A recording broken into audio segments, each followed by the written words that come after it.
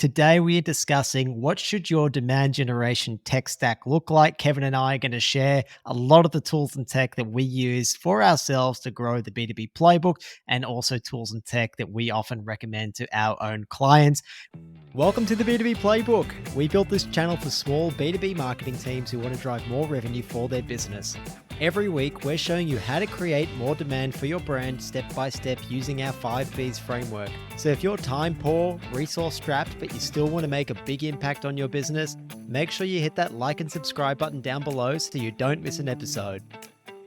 Welcome back to the B2B Playbook. Today we are discussing what should your demand generation tech stack look like. Kevin and I are going to share a lot of the tools and tech that we use for ourselves to grow the B2B Playbook and also tools and tech that we often recommend to our own clients.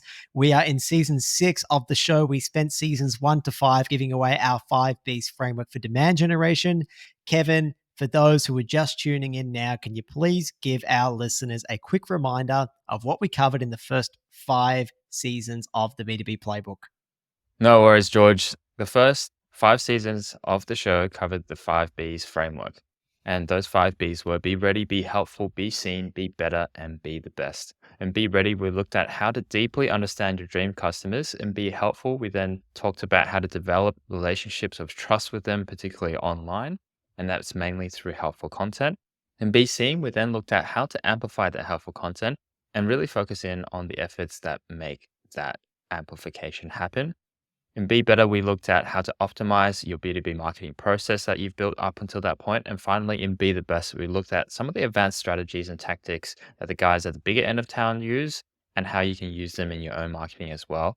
And on top of that, we looked at how to use this framework and look at it as a flywheel for continuing to deliver improvements and benefits for your B2B marketing strategy.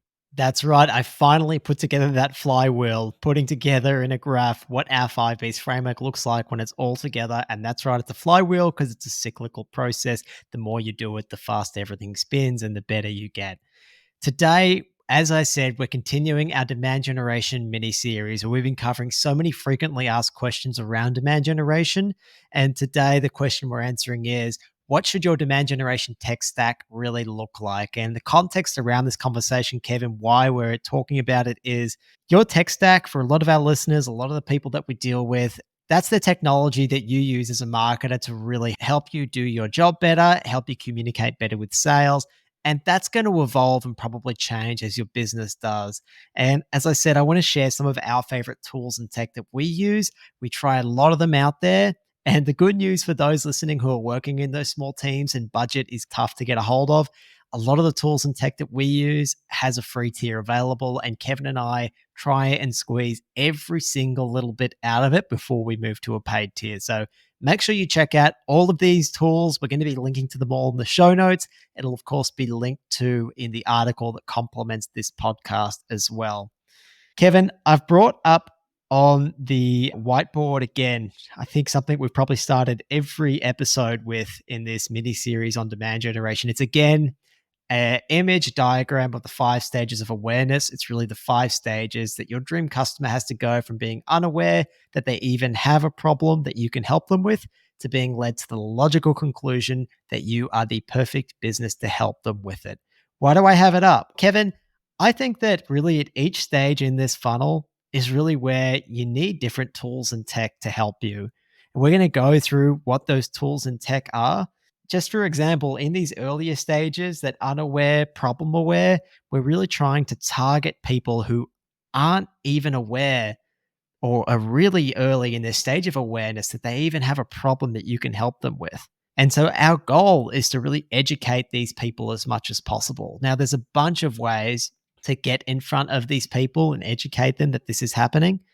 One way that we love to do that, Kevin, is we like to add people who fit our ICP, who we know are our ideal customers, add them into our LinkedIn network, send a connect request, don't sell to them, and then all of a sudden, hey, they are now in our sphere, they're absorbing our content, they're aware of the podcast, they check out the website, and guess what, Kevin? We have products and services that can really help them once they're ready. So that is a fantastic tool and tech to get in front of people at that unaware, problem aware phase.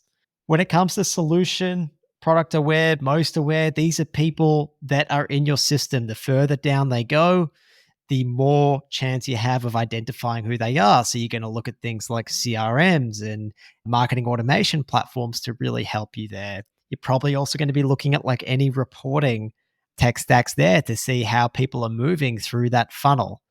So, Kev, I just wanted to give a brief overview as to how different tools fit in different parts of the funnel. I'm not going to go through exactly where they fit in. Now, let's just go through some of our favorite tools and tech so people can get a feel for what they are and how to use them. Okay, Kev, the first couple of tools that I want to go through are things that I think really help you generate demand or generate brand awareness, whatever it is that you want to call it. We're basically trying to get in front of our future customers and we want to bring them into our world, into our sphere. I mentioned that we use a tool called Dripify. And what that does, listeners, is it actually goes out and acts as me and automatically connects with a list that I feed it of our dream customers. So people who fit our ICP, it will then go on LinkedIn and perform a series of actions to try and connect with them. The goal is not to sell with them. It's literally to try and get those B2B marketing managers, those demand generation managers, those CMOs that are in small teams, in company size between 50 and 200 into our world, because we know that the content that we have is really going to help them in their everyday lives. And it's probably going to lead them to the logical conclusion that they need to make sure that the demand generation strategy is much better formed. And we have a lot of solutions to help them with that. So, what I have up on screen is our tool Dripify. You can set up a sequence, which really, once you feed it a list of these profiles of these people, it goes through and does its best to act as human as possible to bring these people into your network to maximize the chances, Kevin, that they're going to accept a connection request from me. So, for example, the first step is it might send an invitation with a preset message that I've got there. Then an hour later, it'll endorse that person's skills. Then it will send them a message, probably just saying hello. Like, I'm very soft. I don't have the stomach for hard sales, Kevin. I like to stay as friendly as possible. View that person's profile. Then 8 days later, view it again, and then end the sequence. So we're not selling. All we're doing is we're getting on that person's radar. We're getting some familiarity, getting them to see my face, getting them to see the B2B playbook, and that's it. The other branch of the tree in this sequence, Kevin, is if they don't accept an invite, it then follows them, it will endorse them, it will view their profile, and then if after 20 days nothing happens, it'll end the sequence and it will withdraw the friend request. Awesome tool, Kev. I love it. It's actually, we've had this running for probably 18 months now. It's brought so many people into our network. And that means that so many people have benefited from our content. And very often, Kevin, it's the people who come through and message us and say, hey, I love the podcast, or hey, I want to join the B2B incubator. They're people who've been listening to us for the last year, 18 months, following our content on LinkedIn. And pretty often they're people who I've added 18 months to 2 years ago.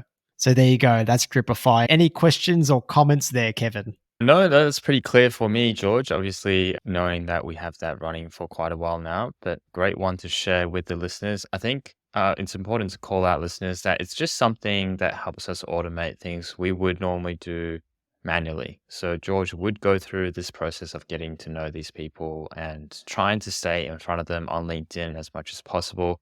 Instead of doing that manually, we're using Dripify to help us do that in an automated way, in a more automated way, so we can get more and more people seeing the helpful content that we're putting out there.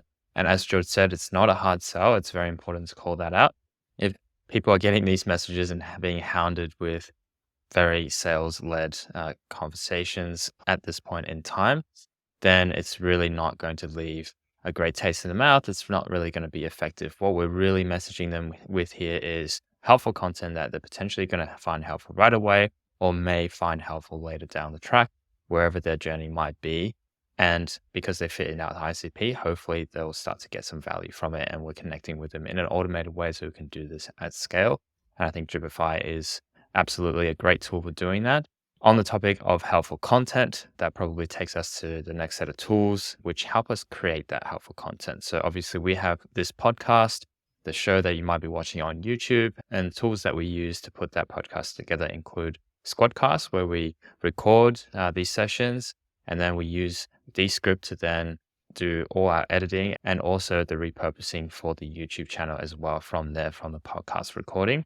George is helpfully bringing up a screenshot of what that looks like with these scripts, where we also lay out all our templates for the different layouts and video feeds that we might use in a particular video format. So it's much quicker for us to then turn the podcast recording into that YouTube video as well. I'll just add there, Kevin, we have previously spoken about Riverside on the podcast. That was where we used to record our video and audio for our podcast.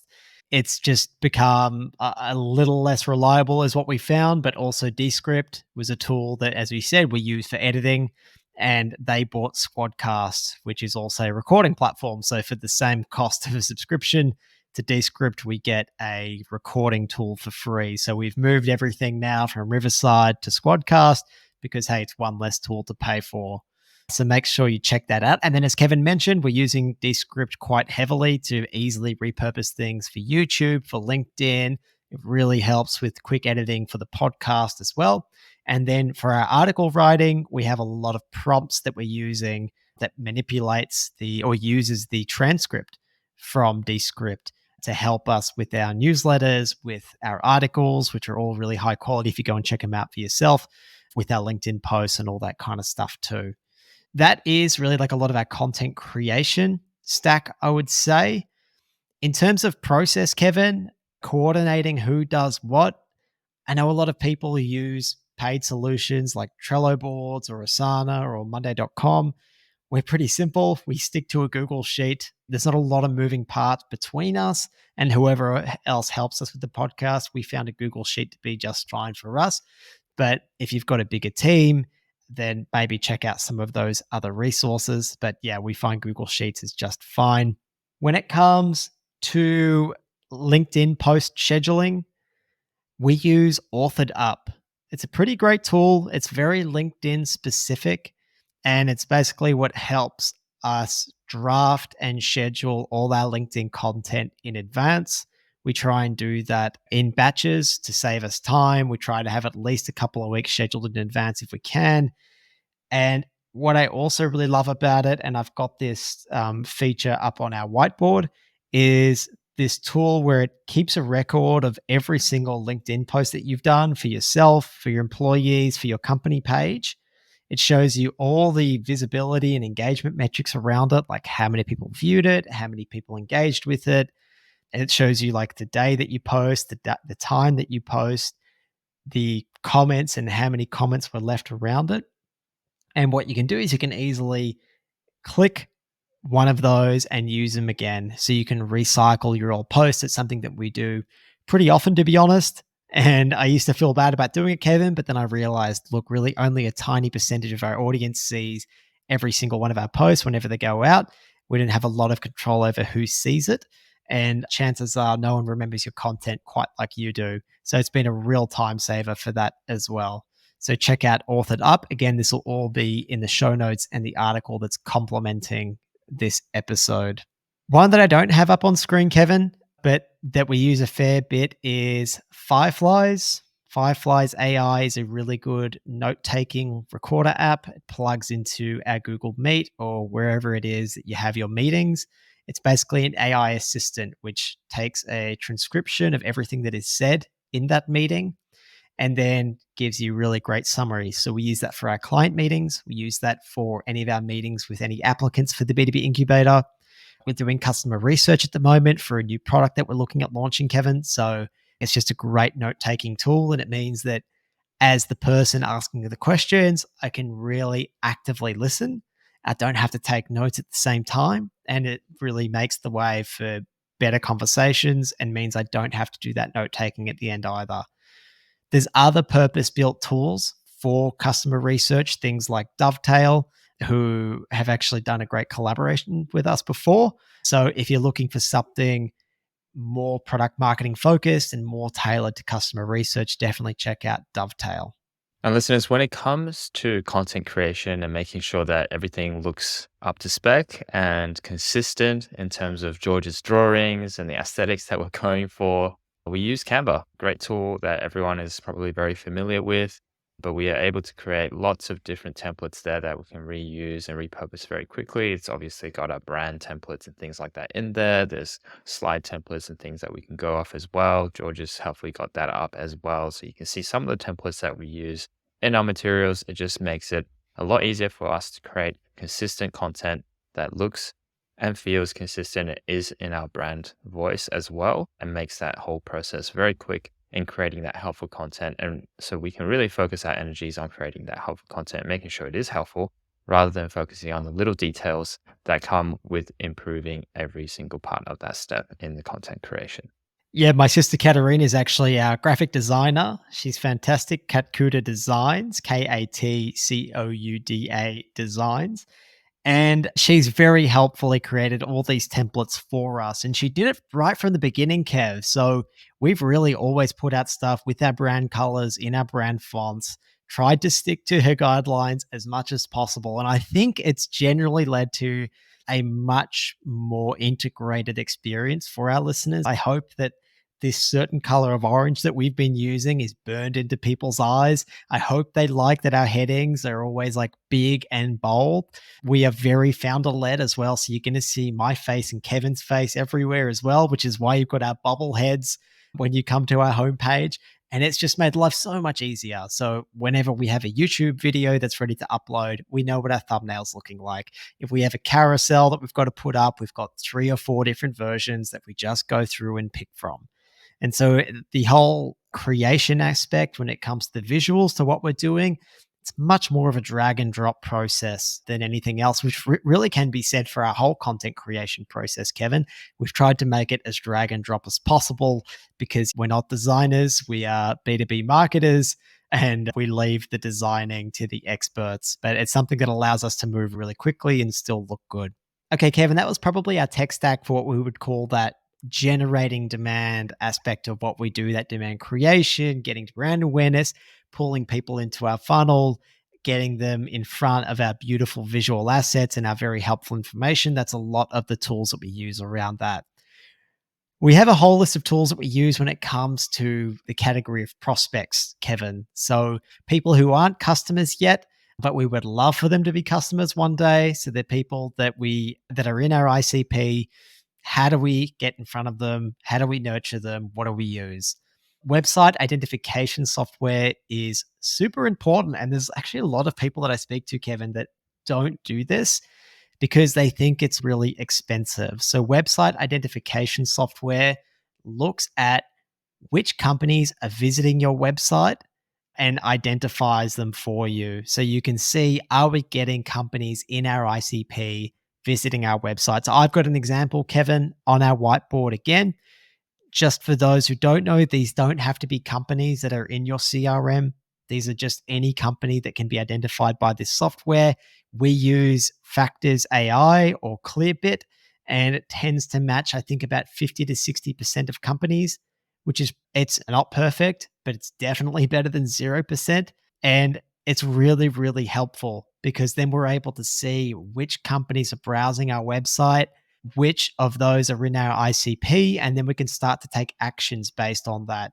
So you might have a series of manual and automated actions that you take off based on that information. So we can look into these companies and their accounts and we can say, okay, this company is in our ICP. They've been browsing the incubator. They've been following us for a long time. We've served some ads to them.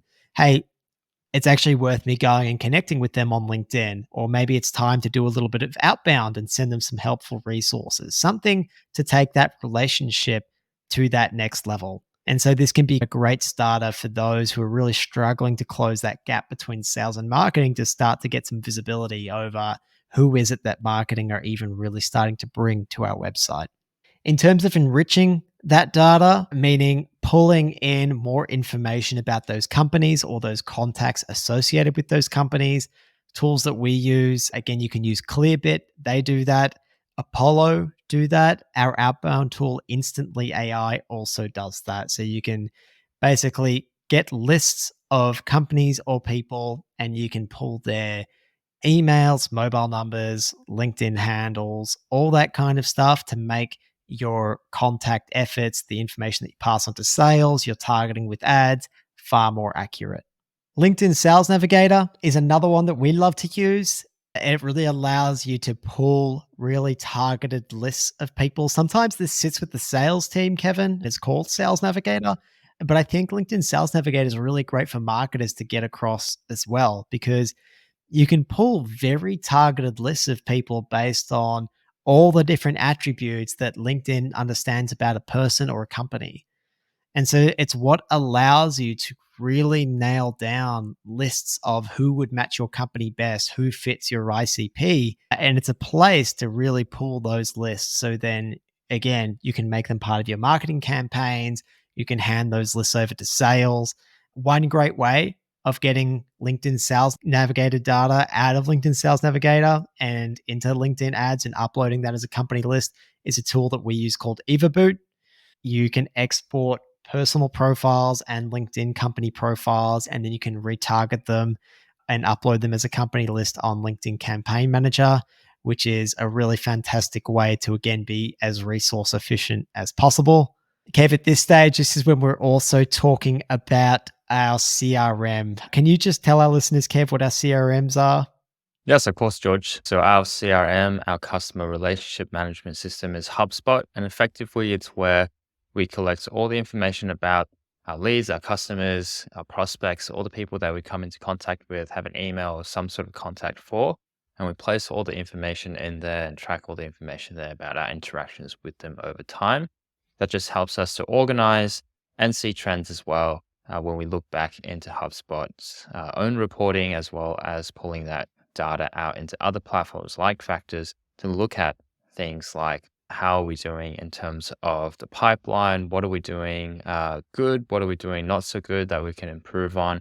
And it's just very important for us to keep an eye, including our prospects, keep an eye on what we're doing to help our potential customers, our potential clients, as well as our actual clients in their interaction with us, whether they're going through the incubator or they're going through our helpful content or having conversations with us. However, we are helping them, then we can track all that in a CRM as we do in our own business in HubSpot to figure out where we can improve that experience for everyone involved. HubSpot reeled us in initially, Kevin, with their free tier. We found it very handy for pipeline management and probably basic marketing automation features as well. So, your marketing automation platform is something that a lot of you will probably need too. That's the thing that helps you automate some marketing activities. So, it might be nurture sequences, sending you newsletters, lead scoring, all that kind of stuff. That can be in your marketing automation platform. We just use HubSpot for that as well because so many of the features are already integrated in there. We find it easy to keep it all in the one place. You'll also want a CMS, which is a content management system. Ours is all built on WordPress. So we've tried to make things as easy as possible for ourselves within WordPress whenever we launch a new blog. Like, we've got templates to create there, to use there, which has the same structure for every article that we write, and make sure that it has a nice table of contents, and make sure it has space for our YouTube video, for our podcast as well. Make sure that we have a call to action, whether that be another piece of content or perhaps the B2B incubator if it's the right kind of article. So, content management systems can be really important, and make sure you choose yours appropriately as well. Outbound, Kev, I wouldn't say we are experts in the realm of outbound marketing, but it is something we're starting to dip our toes into. Instantly AI had a pretty amazing entry level tier for that. And it actually has a really great onboarding guide too. So, with Google and others tightening the screws over what will be identified as spam, what's going to make it into people's inboxes, there's a lot of technical things that you need to do to maximize the chances of your email landing in that prospect's inbox. And Instantly were absolutely incredible in terms of their resources at guiding you through that process. It was honestly like a bit of a masterclass in onboarding and on outbound email and setting up outbound email properly. So, huge props to them and their team for pulling that together, turned us into a paying customer as well. Apollo is also another great tool. It just didn't seem to have a couple of features that we really wanted as well initially, like a email warm up feature, which basically spoofs you from a new domain sending emails to other domains, getting replies, and it pretends that all this stuff is happening to make it look as real as possible and make it look like it's a trusted domain in the eyes of Google or whoever it is that's handling your email. All right, Kev, what about reporting? What are we using for reporting? George, as mentioned before, HubSpot have that capacity for reporting within it. Whether you're on the lowest tier or the highest tier, there is some reporting available to you. But if you don't find the right level of reporting in there, you can always use something like Factors AI, Google Analytics, Google Search Console, even lots of tools that are potential cheaper options for you. By going through HubSpot's reporting quickly, you can obviously report based on the contacts that you've created, and you can filter them by different pieces of information that you put in there into your CRM, whether that's company segments, company industries, what have you, contact points, and whatnot. It's not always the best way to view a lot of that data, though. We find that with graphs and things like that's a bit more visual. Factors AI seems to be a little bit easier to play around with that data. You can pull the information straight from HubSpot into Factors AI. Traditionally, we've been a big fan of Google Analytics. Since GA4 has launched, it's less of an automatic recommend. We still recommend you set it up and see what comes out of there, but because of what's changed in there and the blended data settings and things like that, it's just a little bit harder to see the granularity, particularly in the B2B space where we're dealing with much smaller numbers. So a lot of that gets masked or anonymized to the point where potentially it's not useful. So try and go through some of your existing tools with HubSpot, something like that, if you're using it already, whatever your CRM is, and see what reporting capabilities are in there. If that's not enough, look to add other sources of information or analytics and reporting like Factors AI, Google Analytics to help you build that picture. Yeah, Kevin, I hope they bring GA4 up to scratch. It's becoming a little less useful. I agree for B2B on its own, much more useful when it's pulled into a more integrated reporting system like Factors or HubSpot or wherever it is that you're pulling all multiple sources of data into one place. Dream Data is another handy tool that we're using. I've been using its LinkedIn reveal feature a fair bit. It just shows you pretty easily which companies are seeing some of your ads. Some of that reporting can be a little bit buried within LinkedIn's own campaign manager. And yes, I find it pretty handy just to get a quick sense check as to our ads being delivered to the right companies. Again, this is something that Factors AI does too, which is fantastic. Google Search Console is really good for us keeping an eye on our SEO to make sure that the mega articles that we've been putting together every week are starting to gain traction. And sure enough, Kev, it takes 2, 3, 4 months, but most of them are all ranking and our organic traffic is really climbing pretty quickly. So within Google Search Console, it not only tells you and alerts you if anything is really wrong with how your site is structured or the usability of it, but it also shows you some of those keywords that you're ranking for, what pages are showing up in organic search, what your average position is when someone searches a particular term. So, for example, if you search how to measure demand generation, Google Search Console is going to tell us that we rank number one for that because we have a fantastic article on it, if I may say so myself, Kevin. So, another great piece of free software to have in your tech stack. Another one that I love, Kevin, is Microsoft Clarity. A lot of you probably use something like Hotjar. It's a session recording tool. It allows you to see your traffic as a heat map on your website as well. So you can really start to look at how people are engaging and interacting with your website. So it's something that we review quite often, particularly when we're sending paid traffic to our website, Kevin. We look to see of that paid traffic, how is it actually interacting with our website? Is it interacting with a page in the way that we want to? Is it scrolling far enough? Is it clicking on the elements that we want? Are they not scrolling down past a certain point? So we're able to see, do we need to make any changes to that landing page or to the usability of the website generally?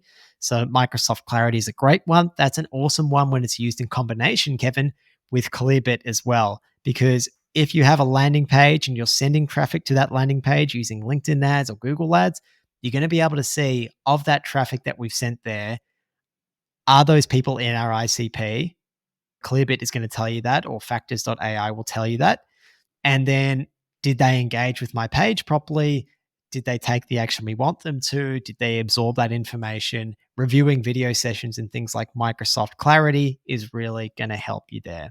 Okay, Kev, what is the last one on our list? This one sits a little outside of all those different categories that we talked about so far today in terms of generating demand tools, prospect nurturing tools, and even those reporting tools. And that's Google Tag Manager. It's still a great tool for setting up all your tracking for your various platforms, but it's obviously very handy, particularly for those of us who maybe don't have direct access to the website backend, to the code, maybe don't have as a technical a background as some of our developer friends in our respective teams. Google Tag Manager is a great way for us to get some tracking up and running from our own end without having to disturb the rest of the platform. Our developers, with their pressure of resources and the very limited time that they have to tackle everything already on their plate. So Google Tag Manager is definitely something that you should definitely get yourself familiar with, and setting up all your tracking through that, because that allows you and us in marketing generally to do a lot of these things that we need to do to set up some of these tools that we talked about today, but also to then ongoing manage how the traffic data is flowing through to all the different tools that we need it to flow into. Absolutely love Google Tag Manager, Kev. Okay, listeners, key takeaways for this episode is really just to review your own tech stack and look to see if there are any major gaps that you need to fill. If you don't have website identification software, check out something like Factors or Clearbit. There's free tiers that are going to help you get started with that right away. As I said, there's free tiers to pretty much everything that we mentioned. So review your tech stack, fill the gaps, cut the things that you're not using. And if you are using something that we haven't mentioned on this podcast and you think it'd be great for our listeners, reach out to me on LinkedIn. Always happy to chat to our listeners and open to whatever else is out there. Okay, listeners, as always, you can find links to everything that we discussed in the show notes. And Kevin and I are just so grateful that every week more and more marketers tune in every Monday to the B2B podcast or our YouTube channel. And if we could ask one thing, it would be to please pass the show on to someone who you think would get value from it. It's a huge help to us, or a huge help to our future listeners and viewers, and we'd really, really appreciate it. Thank you, Kevin, for your time. Thank you, listeners. Take care and catch you next week. Thank you, George. Thank you, listeners. Catch you all next week.